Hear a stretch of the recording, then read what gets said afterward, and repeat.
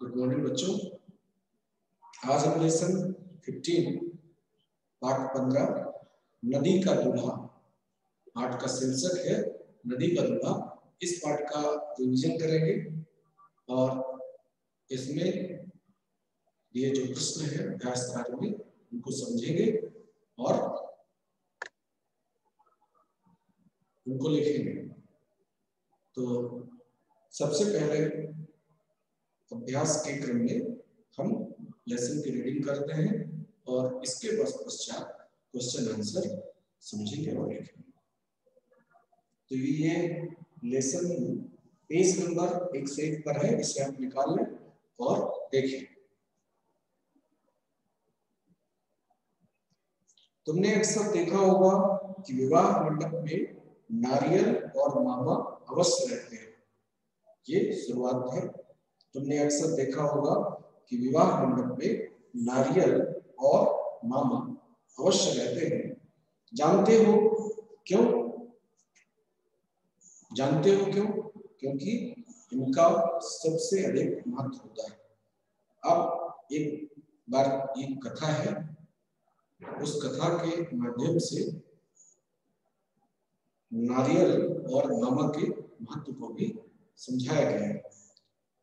तो जो कहानी है वो क्या है कि नर्मदा के किनारे बहुत से कछुए रहते थे। कछुओं के मुखिया का एक बेटा था, सब उसको प्यार करते थे। वह बहुत सुंदर था।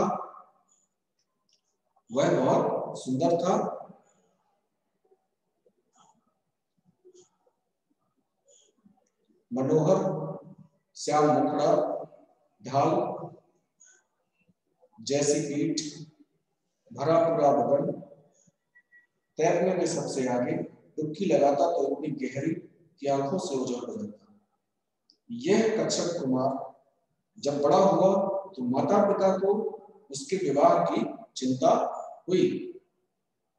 वे किसी योग्य कच्छप कन्या की खोज करने लगे। तभी हंसों का एक जोड़ा वहां आया। ये हंसों के मुखिया के मित्र थे। मानसरोवर से आते जाते प्रायः उसके यहाँ ठहरते थे। हंसों ने बताया, अरब सागर में कछुआ का एक विशाल परिवार रहता है। उसके मुखिया की जो कन्या है वह परम सुंदरी है। सुराही सी लंबी गर्दन, उसकी रत्नारी आंखें, बदन का सुरमई रंग और मंथर चाल, देखने वाला ठगा सा रह जाता है। वह जब बोलती है तो मुंह से फूल झड़ते हैं। उससे अच्छी कन्या आपको 3 लोक में नहीं मिलेगी। बस हंसों के प्रयत्न से कुछ ही दिनों में यह संबंध तय हो गया। तब एक दिन शुभ मुहूर्त देखकर 100 बारातियों के साथ कछुओं का मुखिया अपनी बेटी की बारात लेकर चल पड़ा। बारात नर्मदा जल में तैरती उतरती बढ़ी जा रही थी। जहां नर्मदा समुद्र में मिलती है वहां उनके स्वागत के लिए बहुत से कछुए तैयार खड़े थे। कन्या के पिता ने उन्हें बारात की अगवानी करने और समुद्र में रास्ता दिखाने के लिए भेजा था। बारातियों को समुद्र में तैरने में बड़ा मजा आ रहा था। शरीर में सुखद फुरफुरी लग रही थी। यहाँ वे हल्का हल्का सा अनुभव कर रहे थे। समुद्र में खुलकर तैरने का जो मजा था वह भला नदी में था। कन्या वालों ने बारातियों का बड़ा स्वागत किया। उनकी आवभगत में कोई कसर नहीं उठा रखी। बारात आई। कच्छप स्त्रियां कन्या को देखने गई। उसे देखते ही उनकी आंखें जुड़ा गई। मन प्रसन्न हो गया। इधर दूल्हा भी सुंदर सजीला था। इतनी सुंदर जोड़ी को देखकर सब बेहद खुश हुए। चारों ओर खुशी मनाई जा रही थी। आतिशबाजी जुगनुओं के जिम्मे थी। ध्यान रखिएगा, आतिशबाजी जुगनुओं के जिम्मे थी। आतिशबाजी का जो कार्यभार सौंपा गया था वो जुगनुओं को सौंपा गया था। शहनाई का प्रबंध बुलबुल के सहयोग से कोयल को सौंपा गया था। सभी पूरी लगन से अपने अपने काम में जुटे थे। भोजन करने का बुलावा हुआ तो बाराती पंगत में जा बैठे। तरह तरह के समुद्री मेवे परोसे गए। चटखारे लेते हुए बाराती भोजन का स्वाद लेने लगे।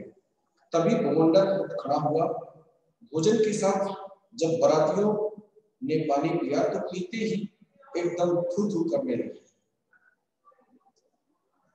जिसे देखो वही थू थू कर रहा है। कुछ एक बारातियों को तो उल्टी तक होने लगी। कन्या वाले घबरा गए। एकाएक यह क्या हो गया? उनकी समझ में नहीं आया। उन्होंने खुद पानी पीकर देखा, कोई खराबी नहीं थी। दूसरों ने भी चखा, उन्हें भी बिल्कुल ठीक ठाक लगा। इधर बारातियों की बौखलाहट बढ़ती जा रही थी। वे तुरंत कर पंगत से उठ खड़े हुए और चिल्ला चिल्ला कर कहने लगे, यह हमारा अपमान है, हम इसे कभी बर्दाश्त नहीं करेंगे। मामला बिगड़ता देखकर कन्या के मामा वहां आ गए। वे बड़े सहमने थे, देश विदेश घूम कर आए थे। वे तुरंत समझ गए कि नदी में रहने वाले कछुओं को समुद्र का पानी खारा लगेगा ही, पर किया भी क्या जा सकता है? बीच समुद्र में मीठा जल कहां से लाया जाए? पर मामा इस तरह हार मानने वाले नहीं थे। वे हाथ जोड़कर सिर लगाकर मीठी वाणी में बोले, सज्जनों, गलती माफ करें, हम ठहरे गंवार, अपने तौर तरीके क्या जाने। हम ठहरे गंवार, आपके तौर तरीके क्या जाने। कृपया थोड़ी देर ठहर जाए, अभी आपके लिए मीठे जल का प्रबंध करता हूं, ऐसा मामा ने कहा। बारातियों को समझा बुझाकर उन्होंने शांत किया।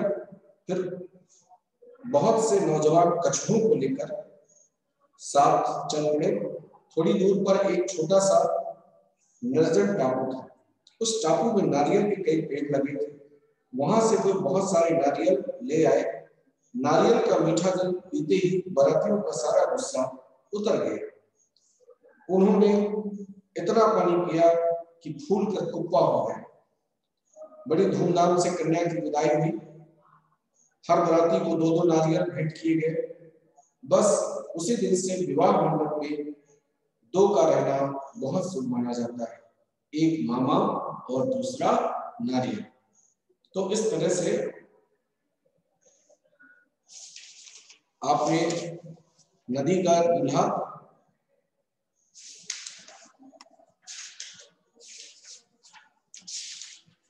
लेसन को आपने पढ़ा। अब इसमें जो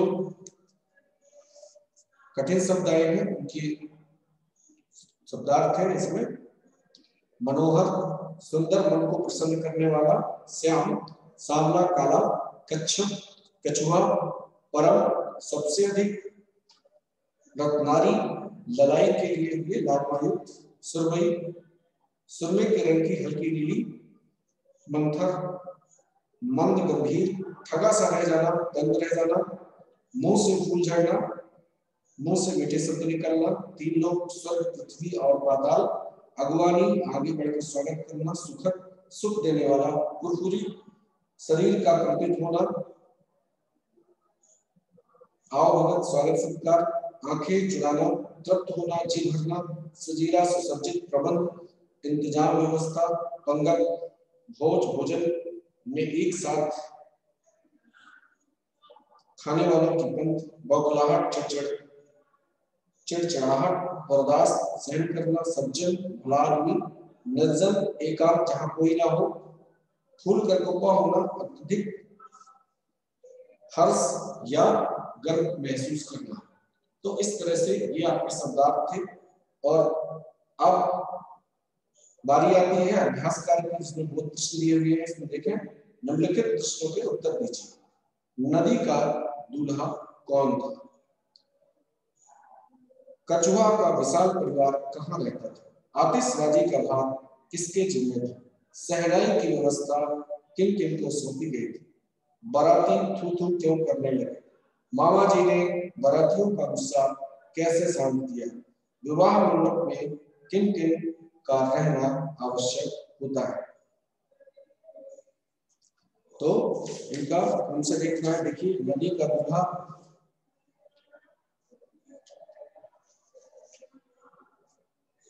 कच्छप कुमार था, नदी का दूल्हा कच्छप कुमार था। दूसरा है कछुओं का विशाल परिवार कहाँ रहता था? कछुओं का विशाल परिवार नर्मदा के किनारे रहता था।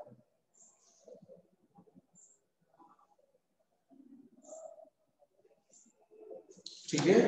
तीसरा है आतिशबाजी का कार्य किसके जिम्मे था? आतिशबाजी का कार्य जुगनू के जिम्मे था। फिर सहनाई की व्यवस्था किन किन को सौंपी गई? सहनाई की व्यवस्था बुलबुल को सौंपी गई। ठीक है। बराती थूथू क्यों करने लगे? बराती समुद्र का खारा पानी पीकर थूथू करने लगे। मामा जी ने बरातियों का गुस्सा कैसे शांत किया? मामा जी ने बरातियों का गुस्सा उन्हें नारियल पानी पिलाकर किया। विवाह मंडप में किन किन का होना आवश्यक है? विवाह मंडप में मामा और नारियल का होना अति आवश्यक है। तो इस तरह से इन प्रश्नों के उत्तर हैं। आपको जो लिखना है मौखिक भी आपको समझा दिया गया, एक बार फिर से देखें। नदी का दूल्हा कौन था? नदी का दूल्हा कच्छप कुमार था। कछुओं का विशाल परिवार कहाँ रहता था? कछुओं का विशाल परिवार नर्मदा के किनारे रहता था। तीसरा है आतिशबाजी का भार किसके जिम्मे था? आतिशबाजी का भार जुगनुओं के जिम्मे था। सहनाई की व्यवस्था किन किन को सौंपी गई थी? सहनाई की व्यवस्था बुलबुल और कोयल को सौंपी गई थी। बराती थूथू क्यों करने लगे?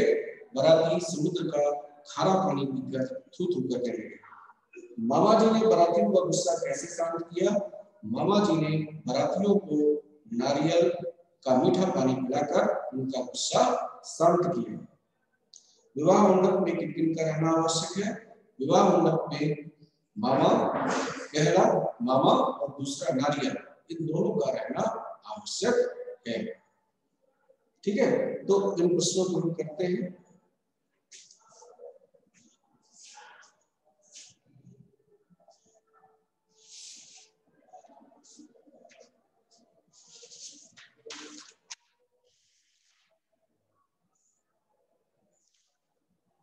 पहला जो प्रश्न है,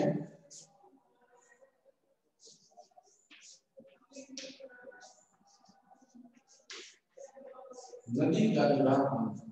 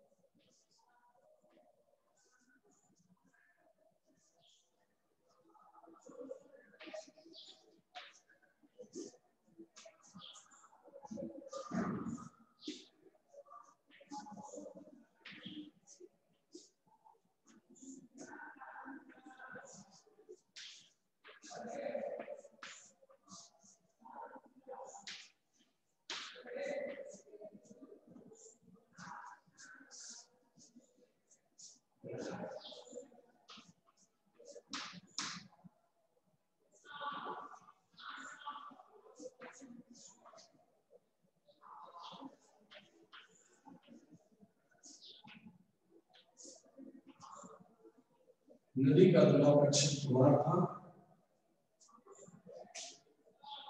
कछुओं का विशाल परिवार कहाँ रहता था?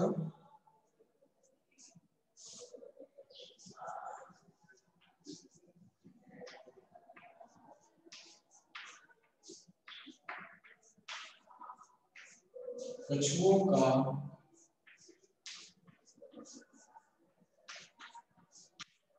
विशाल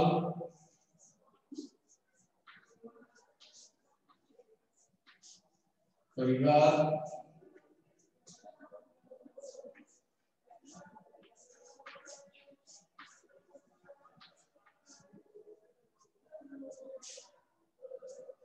कछुओं का विशाल परिवार नर्मदा के किनारे रहकर।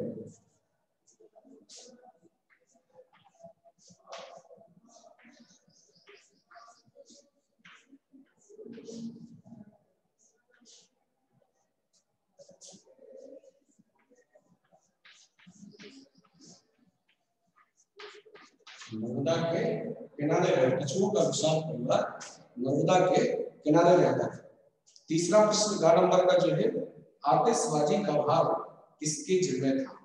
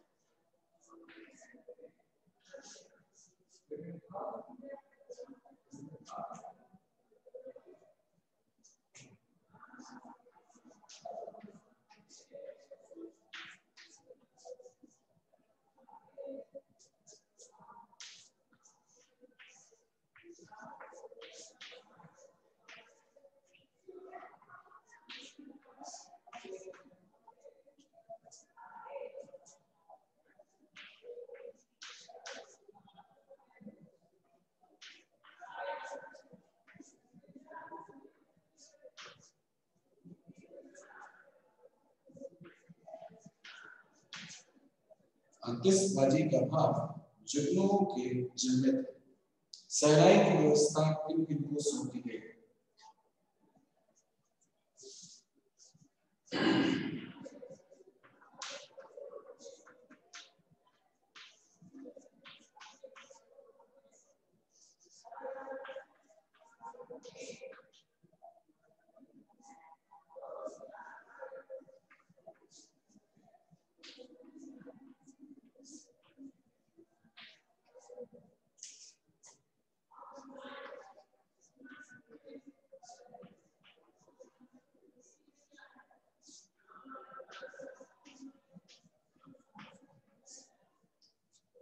सहनाई की व्यवस्था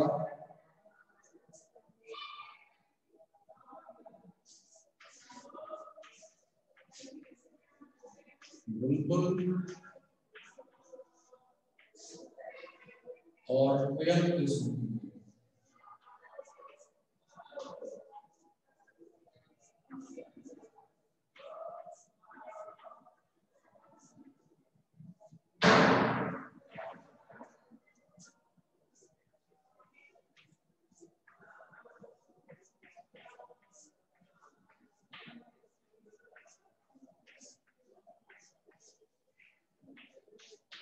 सहनाई की व्यवस्था बुलबुल और कोयल को सौंपी गई।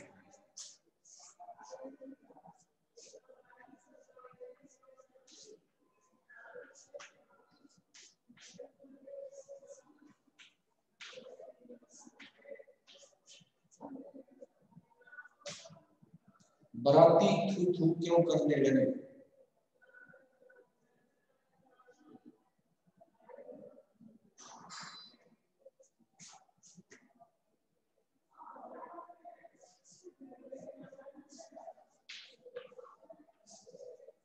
समुद्र का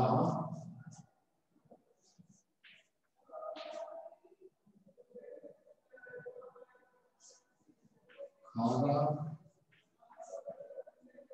पानी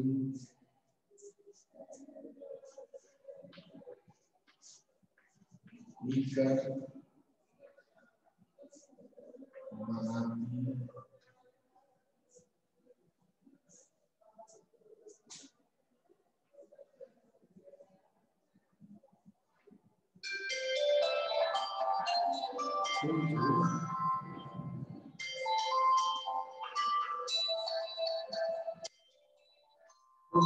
समुद्र का खारा पानी पीकर बराती थू करने लगे।